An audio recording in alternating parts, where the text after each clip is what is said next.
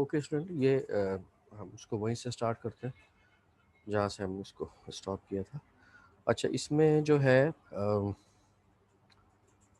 ये there are 3 different question they have given, और उसको जो है क्या कहते हैं हमें ज़रा एक्सप्लेन करके बताना है कि क्या है। In each of the following scenario use a diagram of the market for domestic auto workers to find the effect on their wage and employment. क्या होगा उसके ऊपर। First question, baby boomers who worked in the auto industry retire. Car buyers' preferences shift towards imported autos. Technological progress boost productivity in the auto manufacturing industry. There are these 3 different questions we will answer through. ये जनाब ये है the market for the auto workers, demand and supply है, इसका एक wage rate इसमें जो है गिवन है। ये अब हुआ यह है कि जनाब retirement of the baby boomers auto workers shift supply leftward।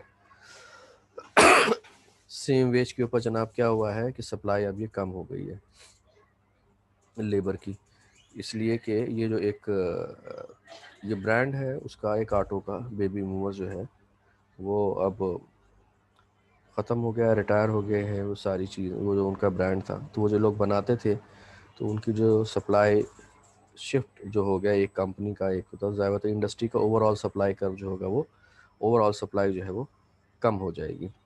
तो इस वजह से ये जो है वेज रेट बढ़ जाएगा और लेबर की सप्लाई जो है यहाँ पर कम हो गई है। इसी पर सेकंड क्वेश्चन है, fall in the demand for US auto produces P.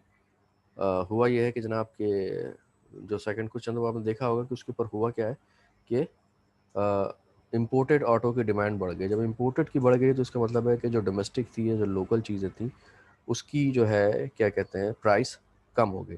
जब प्राइस कम होती है तो क्या होता है, value marginal product of labour कम हो जाता है। तो इट मीन्स कि ये जो पूरा जो डिमांड शेड्यूल होता है ये दरअसल value of marginal product of labour होता है। तो जब ये प्राइस कम होगी डोमेस्टिक की तो value of marginal product of labour भी जो है वो डिक्रीज़ हो जाएगी, और इसके डिक्रीज़ होने की वजह से शिफ्ट हो जाएगा इनवर्ड ये आपका लेबर डिमांड का। ठीक है। जब लेबर डिमांड कब नीचे शिफ्ट हो जाएगा तो लेबर की सप्लाई भी कम हो जाएगी, लेबर वेज रेट भी कम हो जाएगा। तो क्योंकि ज़ाहिर बात है जो डिटरमिन होती है चीज़ें वो डिमांड सप्लाई दोनों के इंटरेक्शन से होती हैं। तो जब वेज रेट कम होगी तो बहुत सारे लोग जो है वो काम कम कर देंगे, किसी दूसरी जगह शिफ्ट हो जाएंगे। तो ऑटो इंडस्ट्रीज़ के अंदर जो क्या कहते हैं लेबर डिमांड है वो भी वेज रेट कम होने की वजह से लेबर सप्लाई कम हुई, लेबर सप्लाई कम हुई तो साथ साथ ये लेबर डिमांड तो पहले ही कम हो गई है उनकी, वो इसलिए कि प्रोडक्ट की डिमांड जो है वो कम हो गई है। थर्ड क्वेश्चन क्या था, थर्ड क्वेश्चन एक मिनट मुझे याद नहीं आ रहा, वेट।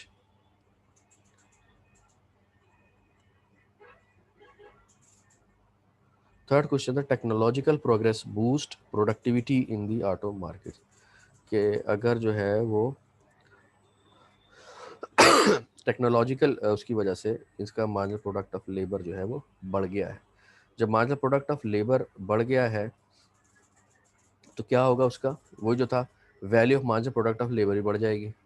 सही है ना, इसलिए कि value marginal product of labour क्या होता है, P into M P L, और एम पी एल जो है वो बढ़ गया। जब एम पी एल बढ़ गया तो ज़ाहिर बात उसको पी जो है वहीं पर ही है। तो अगर हम उसको ओवरऑल देखेंगे तो value of marginal product of labour बढ़ जाएगा। जब value of marginal product of labour बढ़ जाएगा तो बिकॉज ऑफ दैट चेंज ये क्या होगा, ये आउटवर्ड शिफ्ट हो जाएगा या राइटवर्ड शिफ्ट हो जाएगा। जब राइटवर्ड शिफ्ट हो जाएगा तो इट मीन्स के वेज रेट भी बढ़ जाएगा जिसकी वजह से डिमांड फॉर लेबर भी बढ़ जाएगी। इसको रहने दें, ये थोड़ा सा एक हिस्ट्री है। और अब आ जाते हैं अदर फैक्टर्स ऑफ प्रोडक्शन के। फैक्टर प्रोडक्शन सिर्फ जाहिर बात है कि यही नहीं होता लेबर, बल्कि लैंड और कैपिटल भी होता है। अच्छा, मैं एक चीज़ थोड़ा सा बता दूं आपको कि ये सिर्फ एक एक स्लाइड इसकी जो है बनी हुई है, और जैसे फॉर एग्जाम्पल लेबर के लिए एक परचेज प्राइस भी हो सकती है, रेंटल प्राइस भी हो सकती है। तो दोनों के लिए जो है क्या कहते हैं जो कॉस्ट है ज़ाहिर बात है उसको पे करनी है, अगर उसने परचेज़ की है लैंड तो भी, और अगर ने वो किराए पर ली हुई है ज़मीन या फैक्ट्री या जो भी उसका जो जगह है, जो प्लेस है, जो स्पेस जो उसने ली हुई है अपनी प्रोडक्शन के लिए या सेल के लिए, तो मतलब दोनों तरह की इसकी ओनरशिप जो है वो हो सकती है, रेंटल भी हो सकती है, परचेज भी हो सकती है। लेकिन करना क्या होगा उसको, जाहिर बात है कि उसके पैसे देने होंगे। तो अच्छा, वेज क्या है, जाहिर बात है एक तरह से लेबर का रेंटल प्राइस ही कहलाएगी, इसलिए कि जाहिर बात है आपने उसको कोई लेबर को ख़रीदने का मतलब तो ये कि ग़ुलामी होगी, जाहिर बात है ग़ुलामी की इजाज़त जो है वो आजकल दुनिया में नहीं है। तो क्या हुआ है ये, तो वेज जो होती है वो रेंटल प्राइस ही होती है। अच्छा, ये बाकी जो फैक्टर्स प्रोडक्ट इनकी भी जो है ना एनालिसिस या इसकी डिटर्मिनेशन जो होती है बिल्कुल उसी तरह से ही होती है जैसे बाकी की होती है, यानी कि value of marginal product of that particular factor. ठीक है ना, जैसे लैंड है ये, तो वही हो गया D is equal to value marginal product, value marginal product of land. जैसे मैंने एक एग्जांपल दी थी किसकी, वीट एक जो है, जो जहाँ पर जो है ग्रो की जा रही थी फार्मर के थ्रू, तो वो लैंड भी जो है वो जो करेगा वो वैल्यू मार्जिनल प्रोडक्ट के ऊपर, कि जनाब अगर उसके पास बहुत सारी ज़मीन है या वो ज़्यादा ज़मीन भी लेना चाहता है तो वो उसी के ऊपर होगा कि नहीं जनाब इस ज़मीन के ऊपर जो उसने किया है उसके ऊपर ज़्यादा जो है क्या कहते हैं उसको प्रॉफिट हुआ है, बहुत ज़्यादा हुआ है, तो फिर वो हो सकता है कि नेक्स्ट भी जो है वो ले ले। तो उसमें भी यही होगा कि जो नेक्स्ट लेगा हो सकता है कि उसकी प्राइस जो है पहले के मुकाबले में कम। ठीक है, तो फिर एक जगह ऐसा आ जाए कि जब जहाँ पर कि उसका जो रेंटल रेट है या उसकी जो टोटल प्राइस है लैंड की वो इक्वल हो जाए उसके टोटल रेवेन्यू के बराबर, तो जाहिर बात है कि वो उसका जो है वो value of marginal product of labour जो है वो या value of marginal product of land कहला रहा होगा। ये इस तरह से जो है क्या कहते हैं वो डिमांड और सप्लाई है। सप्लाई का जो लैंड का जो ताल्लुक है सप्लाई का, जाहिर बात है कि वो लेजर से या दूसरी चीज़ों से नहीं है, बल्कि वो अवेलेबिलिटी या उसका ये है कि जनाब के अगर उसकी डिमांड बढ़ती है तो साथ साथ जो है उसका रेंटल बढ़ जाता है, और जब डिमांड बढ़ती है तो सिर्फ जब रेंट बढ़ता है तो सिर्फ रेंट नहीं बढ़ता बल्कि उसकी परचेज प्राइस भी साथ साथ बढ़ी हुई होती है। अच्छा, कैपिटल प्राइस अगर हम उसको ले लें, उससे अगर हम कैपिटल को फॉर एग्जांपल मशीनरी नहीं कहते बल्कि हम डॉलर टर्म्स के अंदर जो है जो बैंकों से अगर हम लेते हैं हम उसको कैपिटल अगर कह रहे हैं तो उसकी वैल्यू तो सिंपल है, वो तो ज़ाहिर बात है उसकी प्राइस क्या होती है वो इंटरेस्ट रेट ही होता है। ठीक है, तो इस तरह से जो है वो भी लेकिन मार्जिनल के ऊपर ही जो है बेस कर रहा होता है कि अगर उसको फ़ायदा हुआ है तो वो और ज़्यादा जो है क्या कहते हैं वो लेने की कोशिश करेगा।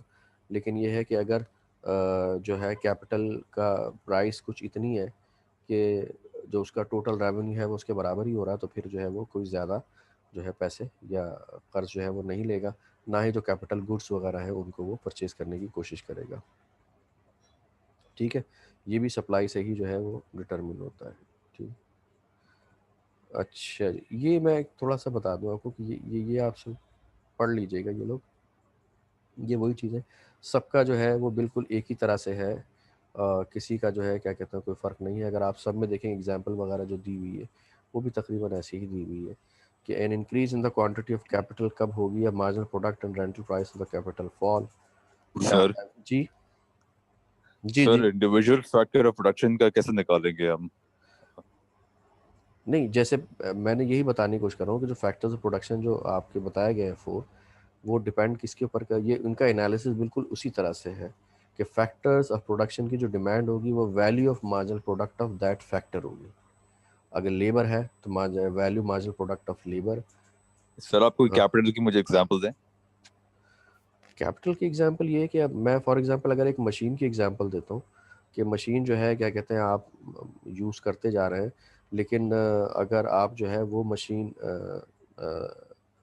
जो है उसके ऊपर अब आप उसका जो टोटल रेवेन्यू आ रहा है वो पहले से कम है, तो जाहिर है कि क्या कहते हैं उसकी वैल्यू ऑफ मार्जिनल प्रोडक्ट उसकी जो है वो जब तक उसके बराबर हो जाएगी जब तक ही आप करेंगे। क्योंकि देखिए होता क्या है, आपके पास एक मशीन है और बहुत सारे लोगों के पास एक मशीन होगी, वहाँ पर ही दो भी होंगी तीन भी होगी, लेकिन अब आप जब मज़ीद प्रोडक्शन बढ़ाते हैं तो व्हाट डज इट मीन कि आप सप्लाई बढ़ा रहे हो, सप्लाई बढ़ाने की वजह से जो प्राइस है फाइनल प्रोडक्ट की वो कम होती चली जाएगी। जब वो प्राइस कम होती चली जाएगी तो इसका मतलब क्या है कि value marginal product of that particular factor वो भी कम हो जाएगी, क्योंकि हम यही करते हैं ना sir value for margin. Example sir for example machine खुद तो नहीं चलेगी, उसके लिए फिर वर्कर भी रखना पड़ेगा। बिल्कुल सब तो कुछ फिर वो। दोनों की क्या कंबाइन जी जी कंबाइन करके करते हैं, या फिर इसको जी इंडिविजुअल बिल्कुल। कैसे करेंगे?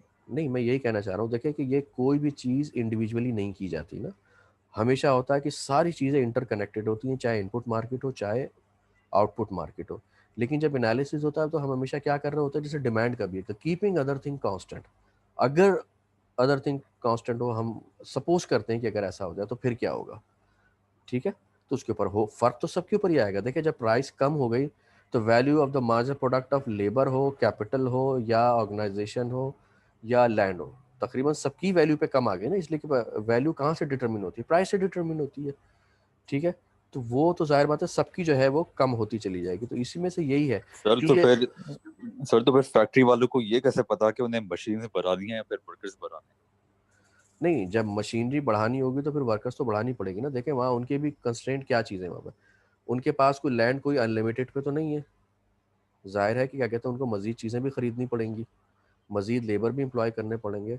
अब यह है कि जब इतनी ज़्यादा प्रोडक्शन जब आप करेंगे और मार्केट में जाएगी तो फिर उसकी प्राइस भी नीचे गिरेगी। जब प्राइस नीचे गिरेगी तो ज़ाहिर बात है कि value of the marginal product जो है वो भी क्या होगा, वो भी ज़ाहिर बात है क्या कहते हैं कि फ़र्क आ जाएगा। इसके आसानी के लिए हम ये कर लेते हैं, उसके ऊपर के एनालिसिस करते हैं। वो एक शॉर्ट टर्म एनालिसिस होता है और एक लॉन्ग टर्म एनालिसिस होता है।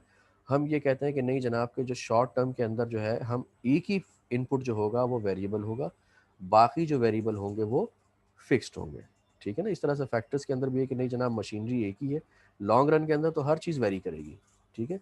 लेकिन शॉर्ट रन के अंदर हमने कह दिया है कि नहीं जनाब, शॉर्ट रन के अंदर जो है कोई एक ही लेबर को जो है हम ज़्यादा ऊपर नीचे कर सकते हैं, लेकिन जो कैपिटल है या जो लैंड है ये अमूमन शॉर्ट टर्म के अंदर जो है इसकी सप्लाई नहीं बढ़ाई जाती। ये जो फिनोमिना है लैंड का भी और कैपिटल का भी, कैपिटल के अंदर ज़्यादातर मशीनरीज वगैरह आ जाती हैं, ये सारा का सारा फिनोमिना जो है वो लॉन्ग रन से रिलेटेड है। और लॉन्ग रन के अंदर जब हम इसकी बात करते हैं तो ज़्यादा बात है हर चीज़, क्योंकि जो लेबर बढ़ेगा, आप एक जो है जो एक ज़मीन का टुकड़ा है उसके ऊपर लेबर शॉर्ट रन में कम ज़्यादा कर सकते हैं। लेकिन अगर आपने लैंड बढ़ाई है या मशीनरीज उसे खरीदी है तो आपको लाजमी तौर पर कैपिटल भी बढ़ाना पड़ेगा, बाकी चीज़ें ही बढ़ानी पड़ेंगी। तो हमेशा यही होता है कि लॉन्ग रन के अंदर ये फिनोमिना हो सकता है, लेकिन शॉर्ट रन के अंदर जो होता है वो सिर्फ इसका होता है, ये लेबर ही जो है क्या कहते हैं आप ऊपर नीचे कर सकते हैं। लेकिन चाहे वो लॉन्ग रन हो चाहे शॉर्ट रन हो, उन सब का जो डिपेंड करता है मज़ीद जो है क्या कहते हैं अपने जो है वो बढ़ाने के लिए प्रोडक्शन, वो value marginal product of that particular या ओवरऑल फैक्टर को प्रोडक्शन होता है। या आप मैक्रो के अंदर एक जाके पढ़ेंगे, उसके ऊपर एक चीज़ और भी होती है, फैक्टर प्रोडक्टिविटी। ये जितनी भी गवर्नमेंट्स होती हैं अमूमन, पाकिस्तान के अंदर तो ये नहीं होता, बल्कि क्या होता है कि बाकी सब जगहों पर ये टोटल फैक्टर प्रोडक्टिविटी जो है वो निकाली जाती है। क्योंकि जिसमें टोटल फैक्टर प्रोडक्टिविटी जिसकी सबसे ज़्यादा होगी, वो दुनिया में वो जो मुल्क है वो सबसे ज़्यादा कम्पेटिटिव कहला रहा होगा कि जनाब यहाँ पर जो है ये दुनिया में जैसे एक एक है वर्ल्ड इकोनॉमिक फोरम का, अगर आपने नाम सुना हो तो वर्ल्ड इकोनॉमिक फोरम जो है वो वर्ल्ड कम्पेटिटिवनेस इंडेक्स जो है वो निकालता है कि किसका कम्पेटिटिवनेस लेवल सबसे ज़्यादा है। तो वो उसके फैक्टर तो खैर बहुत सारे होते हैं, लेकिन बहरहाल उसका जो आउटपुट होता है वो एक ही होता है, टोटल फैक्टर प्रोडक्टिविटी, कि जनाब कि कहाँ पर जो है प्रोडक्टिविटी, चाहे वो लेबर हो, कैपिटल हो, या क्या कहते हैं लैंड हो, सबकी प्रोडक्टिविटी जो होती है सबसे ज़्यादा हाईएस्ट होती है। तो ज़ाहिर बात है, तो वो एक एक इंडेक्स बनता है जिसको हम टोटल फैक्टर प्रोडक्टिविटी कहते हैं। इसकी बेस के ऊपर जो है वो निकाला जाता है, ठीक है। तो ये सिर्फ सर बताने तो का वो बस। पढ़ेंगे क्या आप? नहीं नहीं, वो हम नहीं पढ़ेंगे, हमारा वो तो मैक्रो लेवल के ऊपर चलेंगे ना, हम तो माइक्रो लेवल की बात कर लेंगे, सही है ना। यहाँ पर हम नहीं पढ़ेंगे, ठीक है। ये मैंने सिर्फ आपको इन्फॉर्मेशन के लिए इस तरह से ये इसको मैंने डिलीट नहीं किया था, तो इस वजह से इसको रहने दिया था। मैंने कहा चलो थोड़ा सा बता दो, आप इसको इग्नोर कर सकते हैं, लेकिन आपका जो होगा वो सारा का सारा सिर्फ लेबर का ही है, क्योंकि देखिए हमने जो डिटेल एनालिसिस पढ़ा है वो सिर्फ और सिर्फ लेबर का पढ़ा हुआ है, ठीक है। ये new classical theory of income distribution कहलाती है। सबसे पहले जो थे क्लासिकल इकोनॉमिस्ट 1929 तक थे जिनकी सारी चलती थी, फिर आप मैक्रो में पढ़ेंगे। उसके बाद फिर जॉन माइनार्ड केन्स आया, उसने बहुत सारी चीज़ों को जो है वो, क्योंकि क्लासिकल इकोनॉमिक्स जो है सप्लाई साइड इकोनॉमी भी कहलाती है, जो कहती है कि supply creates its own demand. लेकिन केन्स ने आके उसको चेंज किया और उसने कहा कि नहीं जनाब, के this is demand which create supply. फिर उसके बाद जो है न्यू क्लासिकल जो है वो आ गए। फिर तो ये हमेशा ऊपर नीचे चलता रहता है कि जब ये लोग जो है इश्यूज खड़े होते हैं तो वो सप्लाई साइड इकॉनमी को जो है वो प्रोपेगेट कर रहे होते हैं।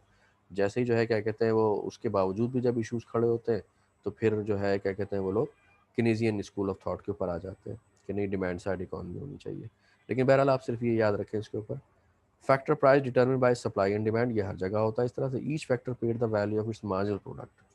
ठीक है, मार्जिनल प्रोडक्टिविटी की बेसिस के ऊपर जो है आप उसको उसके फैक्टर को जो है वो पे कर रहे होते हैं या उसके फैक्टर की वो प्राइस होती है। अच्छा जी, most economy use this theory as starting, वो तो जाहिर है कि ये सब कुछ होता है, इसको छोड़ दें अब। ये जो है तकरीबन ये हमारा था टोटल। ठीक है, और चैप्टर समरी है थोड़ी सी जो है होती है। ये आज के लिए मेरा ख्याल है कि इतना ही है। ठीक है, काफ़ी अच्छा। उसके अलावा एक और भी है, मेरा ख्याल है कि वो मैंने 10:30 या शायद 11 दिया हुआ था कि एक आपको क्लास वर्क है जो कि नज़र आ रहा होगा आपको, आप लोग के इस पे क्या कहते हैं LMS पे अगर आप जाएंगे ना तो LMS पे जो है क्लास वर्क मौजूद है, क्लास असाइनमेंट है वो ज़रा जो है क्या कहते हैं आप लोग को सॉल्व करना है। ठीक है सर ये मार्क ठीक है असाइनमेंट है सर। क्या? जी बिल्कुल जनाब, जो काम करेंगे उसके मार्क्स होंगे, मतलब सही है ना। सर जी पिछली थोड़ी असाइनमेंट जरा वो मिसिंग है, तो वो मैं आपको रोड LMS पे कर दूं या आपको ईमेल कर दूं? वो मुझे ईमेल कर दीजिए आप। चलें ठीक है सर, ओके। ठीक है जी, एनी क्वेश्चन? सर वो ये जितने भी असाइनमेंट्स हम प्रीवियसली सबमिट करा चुके हैं तो इसके मार्क्स वगैरह में कब पता चलेंगे? ये जनाब आपको फाइनल के साथ ही पता करेंगे। अच्छा सर एक सवाल और था कि आपसे जब बात हुई थी तो आपने कहा था ये जो हमारा मिड टर्म है वो क्या हाँ थे 25 मार्क्स का, राइट? जी जी। सर वहाँ पे